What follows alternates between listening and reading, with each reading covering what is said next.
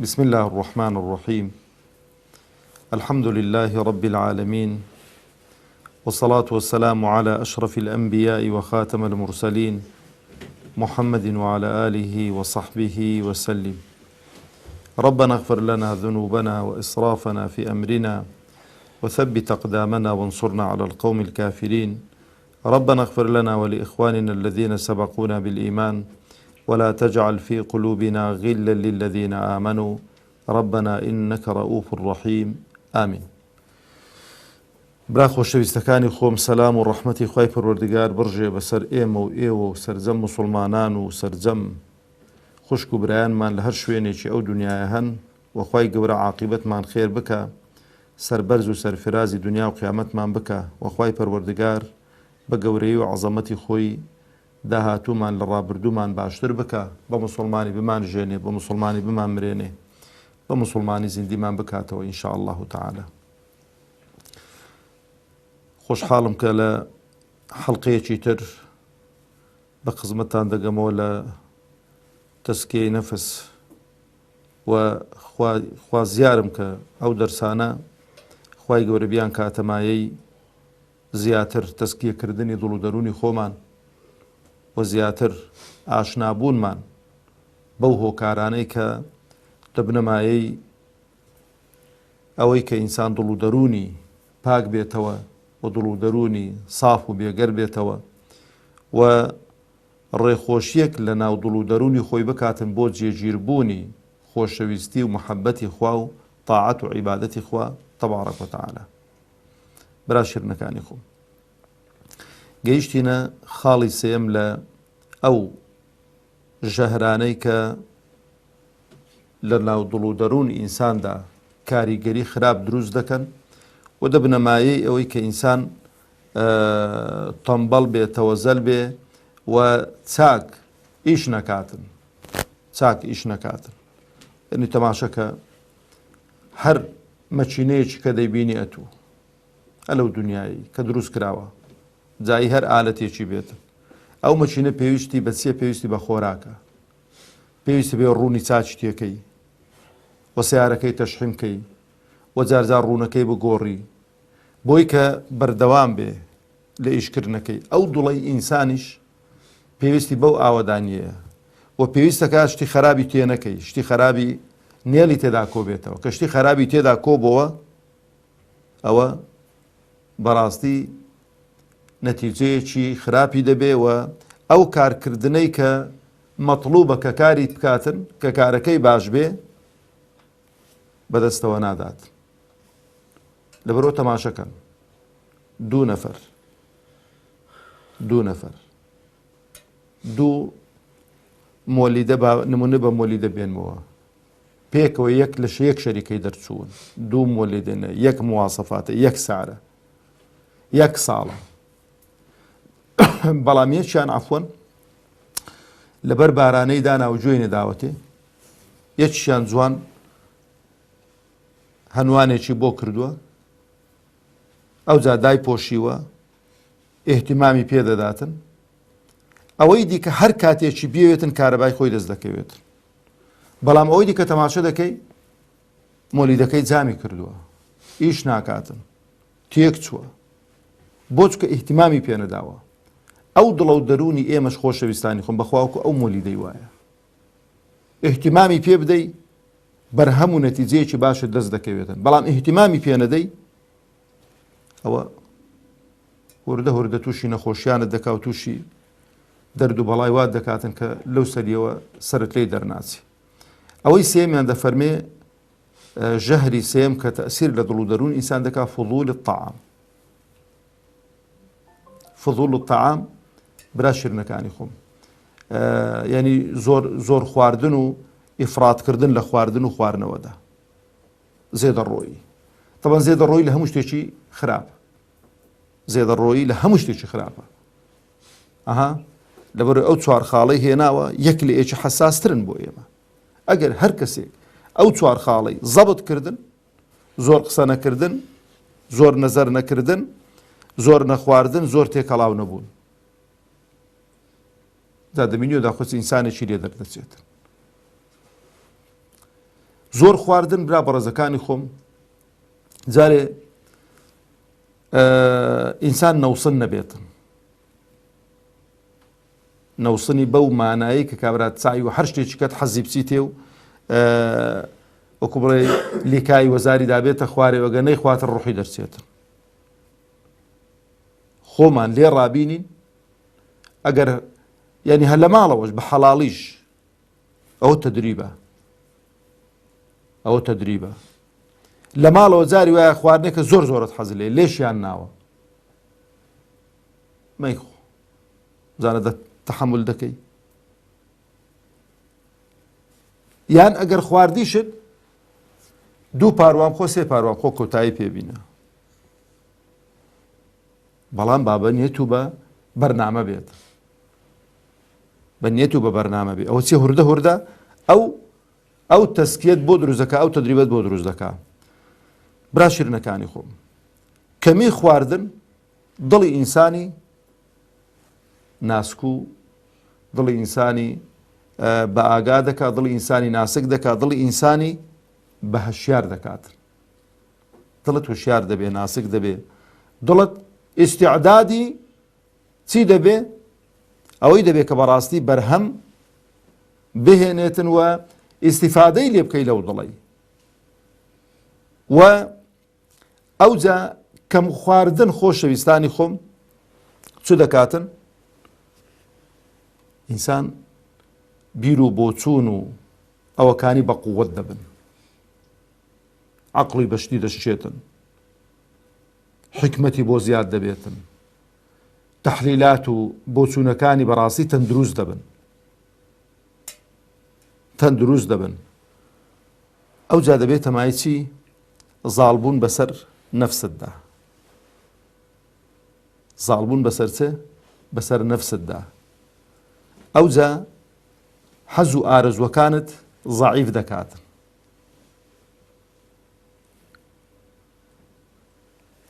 بەڵام زۆر خواردن پێچەوانەی ئەوەیە، ئەوانەی کە باسمان کرد پێچەوانەیان کەوە،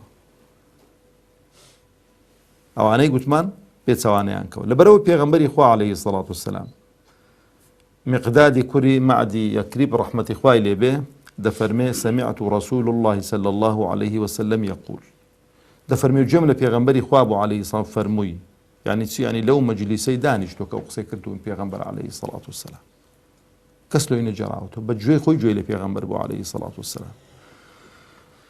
فەرمووی ما مەلە ابن ئادەمە وعاء شەڕا من بەطنه، دەڵێ بەنو ئادەم جامەبەستی پێ پیاوژنن هەردوو کوڕەگەزەکە، دەفەرمێ هیچ دەفرێکیان پڕ نەکردووە خراپتر لە ورجی خۆیان. جا حیساب کە تەشبیهی بە چ کردووە؟ وعاء یعنی دەفر، جا مەنجەڵ دەگرێتەوە، تەنەکە دەگرێتەوە، هەرچی کەشتی تێدەگرێتن. دەڵێ هیچ شتێکی خراپتریان شت تێ نەکردووە لە مەعیدە و لە ورجی خۆیان خراپتر بێت. یعنی خراپترین شت کە ئینسان شتی تێکاتن چییە؟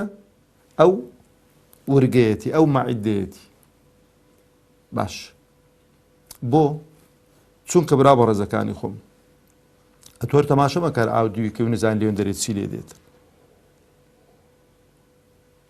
جا ئینسانی شێک شت تەماشەکەن، دوو نەفەر لە تەنیشتێک دانێ، یەکیان ئەنواع و ئەشکال خواردنی خۆشی بۆ دانێ، دوو مانگان لەسەر یەک، سێ مانگان، چار مانگان، چەندی پێت خۆشە، هەرچی خوا خەڵقی کردووە لە ئەنواع گۆشت و مڕەتەبات و حەلەویات و ئەوە هەتا لێک دەکشێتەوە با بە کەیفی خۆ بیخواتن، ئەوی دیکەش نان و ئاوی بۆ دانی. کە تێر بوون جارێ وەرە لەوی پرسە بزانە داخوا ئەو هەست بە چ دەکات و هەست بە چ دەکات. هەردوو کەر تێر بوون تا ئیشتیهای خواردن نەما. کە ئیشتیهای خواردن نەما چ بە نانی وشتی کۆتایی پێبینی، چ بە ئەو هەموو حەلەویات و گۆشت و ئەنواع وشکار، هەر کۆتایی بە ئیشتیهایەکە کۆتایی پێ هاتە، ینی حەز و ئارەزووی خواردنەکە تێر بوویەت. بەڵام پاش 4 مانگان وەرە تەماشەکە ئەو خزمەمان تووشی ئەنواع و ئەشکال نەخۆشی بووە، ئەوەی دیکەش دەڵێیت تۆپە. یەک شتتان لەبەر چاو بێت ئەوەی زۆر دەخوا زۆر ناژی بە جددیتم ئەوەی کە زۆر دەخوا زۆر ناژی مەسەڵەن بڵێ وەڵا با زۆر خۆم بۆی تەمەنم درێژ بێتن تەمەن خوای گەورە تەحدیدی کردووە بەڵام پێغەمبەر دەفەرمێ عەلەیهی السەڵاتو وەسەلام خراپترین دەفر خراپترین شت کە پڕت کرده بێ ئینسان کە پڕی کرد بێ ورجی خۆیەتی لەبەرەوە پێغەمبەری خوا عەلەیهی السەڵاتو وەسەلام ڕوح و گیانمان بە قوربانی بێ وەکو دڵسۆزێکمان بەرنامەی خواردنی بۆ داناوی ئاها ئێستانەکە تەماشەکە وەڵڵاهی کابرا ئێستا دەچی بۆ لای دکتۆرێکی دەچێتە لای دکتۆرێکی پارەی سەرف دەکات بیتاقەی دەبڕێ دەڵێ هاتوومە بەرنامەم بۆ دانەی دەمێ خۆم زایف بکەمەوە هەمان شتی بۆ دەکات هەمان شتی بۆ دەکات بەسە تۆرە ئەوەی پێغەمبەر بۆی داناوین عەلەیهی سەڵاتو وەسەلام با جێبەجێکەین بزانین داخۆی ئیستیفادەی لێ دەکەین یانەنا بە جددی ئیستیفادەی لێ دەکەین دەفەرمێ بحسب ابن آدم لقيمات يقمن صلبه دەڵێ بۆ خوای بۆ ئینسانی چەند پاروەنانێک وەکو بڵێ پشتی ڕابگریتن بتوانی لەسەر پێی خۆی ڕاوەستیتن ئەوەندە کیفایەتی لە دنیا بۆی کە جسمەکەی دیکەی سەحەت و قالب سوچی و ئەوانە بێتن ئەو جا دەفەرمێ پێغەمبەر عەلەیهی السەڵاتو وەسەلام فإن كان لا محالة یعنی چێنی کابرا ئەگەر هەر ئینەوسن بوو هەر ئیکتیفای بەو چەند لوقەیماتەی نەکرد دەفەرمێ فثلث لطعامی ماعیدەی خۆی دەڵێ با بکاتە سێ بەش بەشێکی لە بۆ خواردن بێ وثلث لشرابه بەشێکیشی لە بۆ ئاو بێتن لە بۆ شەربەت بێ لە بۆ شتانە بێ هەرچەندە خۆتان بپارێزن لەو شتانێک کە قوت و کراون لەو بیبسی و میبسیوانە دەرد و بەڵای ئەو دنیای بەدوای ئەو مەشروباتانەوەی بەڕاستی هەر شتێک لێتان وەسیەت بێ هەر شتێک قوت و کرا بێ مەوادی حافیزەی تێدا بێ بەلای دامەچون نێڵ ماڵ و منداڵتان بەلای دابچێتن چکە هوردە هوردە ئەو نەخۆشیانەی کە تەڕەتوب دەکەن لەوانەوە دروست دەبن ئەو جا دەفەرمێ چی وثلث لنفسه بەشێکیشی بۆی کە مەزاری کوڕە هەناسەی هەبێتن نە کابرا وای هەندیا خوا دەڵێ ئێستا خنچێتن کاکە کەس سەری دەدوونە نابووی لەبەرەوە زۆر گرینگە ئینسانی ئیماندار ئەوەی پەیڕەو کاتن لەبەرەوەش تەماشەکەن ڕەمەزانمان ئەوە زۆر نەماوە بە خزمەتی لەگەین هەر تەجروبەیەکە نەکو تەجروبەیەک بەڵام لە فکرتان نەچێ ئەو قسەی برای خۆتان ڕۆژێک کە ڕۆژوو دەشتێنن زۆر بخۆن هەر بە ئەن قەست تا پێتە کورێ بخۆن بەس هەر یەک ڕۆژی هانەکەی جاتا هەر 30 ڕۆژەکەی یان هەر 29 ڕۆژەکەی ئەوەی جێبەجێکەی بزانە ئەو شەوەی قالبت چۆنە لە بۆ عیبادەت و خواپەرستی بزانە کە دەچێت تەڕاویحان کە مامەستا قورئانی خوێنێت و هوردە هوردە لەسەر نەمەڵی مامەسەیدا خەوت لێکەویتن یانەنا بزانە داخۆ چەندی تەمبەڵی لە هەستانەوە لۆ ڕکوع و لۆ چوونە سوجود و ئەوانە ئەو جا ڕۆژی دواوی ئەوەی کە خواردوتە نیوەی وی کەمیکەوە جا بینە داخۆ چەندی چالاک و قالب سووک و یعنی نەشیط و چەند حەز لە عیبادەتەکەی دەکەی زۆری فەرقە لەبەرەوە برا بەڕێزەکانی خۆم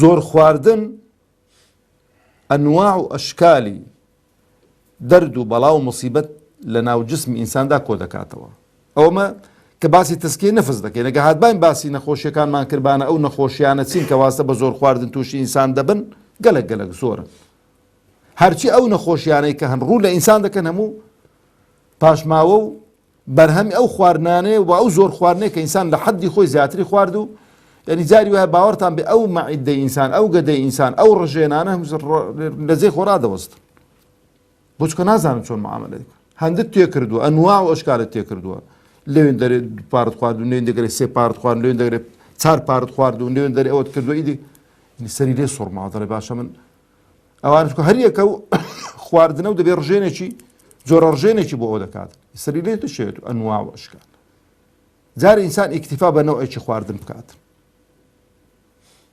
ئەو نەو ئەو خواردنش کەم بخوات، نەکەیت دە 12 خواردنان بەسەرێکدا بکەیت، چکە هەر یەکە و کارلێکی تایبەتی دەبێت لەسەر ئەو دڵ و دەروون و لەسەر ئەو لاشە و جسمەی توودا. ئەو جەبرا شیرنەکانی خۆم پێغەمبەر عەلەیهی سەڵات وەسەلام بۆ مەسەلەن ئەوەی کردو، چکە هەرچی کە گوناه و تاوانێک هەیە بەڕاستی ئینسان تەماشا دەکەی بەشێکی ئەڵێم ها مەبەست نییە هەموو خەڵک وا بێت، بەشێکی وی تەماشا کە کابرا کە تێر بوو ئەدینا لە کابرا ئاها دەڵێ فڵان کەس تێرا بۆ چاویا سۆر بووینە. حەز و ئارەزوەکانی ئینسان زیاتر لە دوای تێری و لە دوای ئەوانە دەجوولێن. جاگە ئینسان مولتەزیم نەبێ، ئەگە ئینسان بۆ خوای سوڵحاو نەبێ، ئەوە تووشی خراپە و خراپەکاریان دەبێ بەڕاستی. برا بەڕێزەکانی خۆم، سەلەفی ساڵح ڕەحمەتی خۆیان لێبێ قسەیەکی خۆشمان بۆ دەجێڕنەوە. دەفەرمون هەندێک گەنج لە بەنی ئیسرائیلی عیبادەتیان دەکرد، جا بە ڕۆژوو دەبوون کە بە ڕۆژوو دەبوون دەفەرمێ یەک هەڵدەستا کە وەکو بڵێ مامۆستایان بوو دەرسی پێدەگوتن، دەیفەرموو لا تەئکولوا کەثیرا، وە کاتی ڕۆژوو کە لەسەر زەریان ڕادەوەستا کە ڕۆژویان دەشکان دەیفەرموو لا تەئکولوا کەثیرا، زۆر مەخۆن، فتشربوا کەثیرا، و زۆر ئاو مەخۆنەوە. ئەگەر ئەوەتان کرد ئەدیگوتی فتەناموا کەثیرا فتەخسروا کەثیرا، دەڵێ ئەگەرەوە بوو زۆر دەنون و زۆریش زەرەر دەکەن. لەبەرەوە پێغەمبەری خوا عەلەیهی سەڵات وەسەلام زۆر برسی دەبوون لە ژیانی خۆیاندا،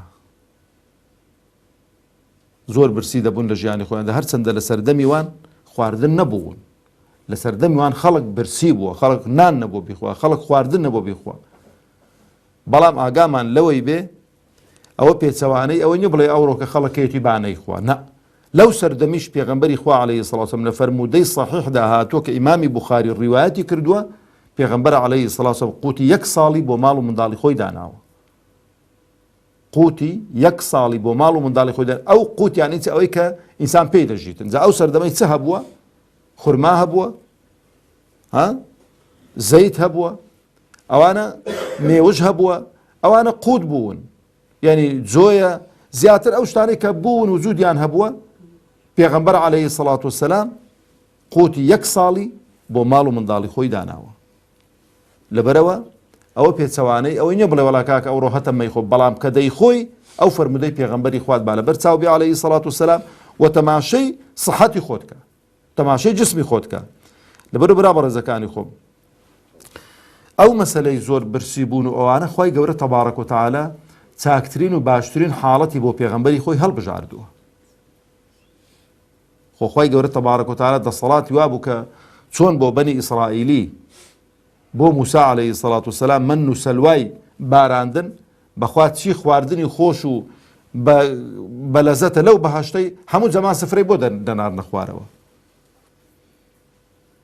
بەڵام تەماشەش دەکەی برا شیرنەکانی خۆم، ئەوانەی کە ئیحتیمام بە بەرنامەی خواردن دەدەن کەمتر مەلامیحی پیریان لێوە دەردەکەوێتن و کەمتر بێهێز و بێقووەت دەبن، و ئەو نەخۆشیانەی کە ڕوو لە ئینسان دەکا، مەسەلەی شەکرێ، زەختە، پێدا وەرەجا، ئەوانە هەر هەمووی کەمتر لەو ئینسانەی دروست دەبێتن.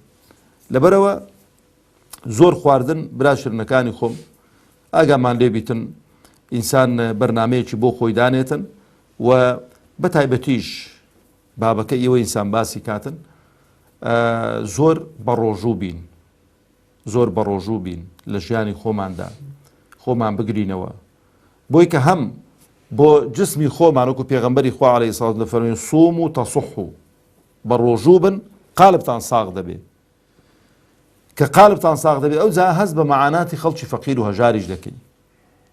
لەبەرەوە ئەو زۆر خواردنە برا بەڕێزەکانی خۆم ئینسان تووشی خەمۆچی دەکا، ئینسان تووشی تەمبەڵی دەکا، ئینسان بەردەوام هەر خەوی دێتن، هەر باوشتی دێنێ، هەر بێتاقەت دەبێ و حەز و ئارەزوەکانیشی زیاتر دەجوولێنیتن. لەبەرەوەش تەماشەکەن. ئاخر قسەم بە ئەوە بێ پێغەمبەری خوا عليه الصلاة والسلام دەفەرمێ یا معشر الشباب من استطاع منكم الباءة فليتزوج. ئەی گەنجینە، ئەوەی کە لە توانایدا هەیە پارەی هەیە ئیمکانیەتی باژن بێنێتن. سنەتە ئینسان ئەگەر ئیمکانیەتی بۆ هیچ عوزرێکی نەبوو زوو ژن بێنێتن بۆی کە خۆی بپارێزێ لەو فەسادەی کە هەیە. بەڵام ئەدی ئەو فەقیر و هەژارانەی کەنیانە پێغەمبەر عەلەیهی سڵام ئیرشادیان دەکاتن، حەلیان بۆ دەبینیتەوە. بە ڕۆژوو بە بۆچکە بە ڕۆژوو بوون برسی بوون حەز و ئارەزوەکەی زەعیف دەکاتەوە، کە حەز و ئارەزوەکەی زەعیف کردو کابرا فکر لە خراپ و خراپەکاری ناکاتەوە. ئەم جارێ کوردەواری خۆمان دەڵێکی دەکەت دەبینی کە هەڵبەزی و هەڵبەزێ دەکات و لەو سەری غارغارە دەڵێ بەرخی تێرشیرە. دوو بەرخان بینە، یەکی تێر شیر کە بە کەیفی خۆی باشیری بخوات و یەکی دیکەش بە مەیدێ، هەردووکانیش بەرەڵاکە، ئیدی کە لەسەر چار بازان ئێستا ئاسمانی خۆ هەڵدەکتوب لەو سەری غا، ئیدیکەش تەقەی سەری دێتن فەقیری. خوای گەورە عاقبەتمان خێر کاتن، سەربەرز و سەرفرازی دنیا و قیامەتمان بکە.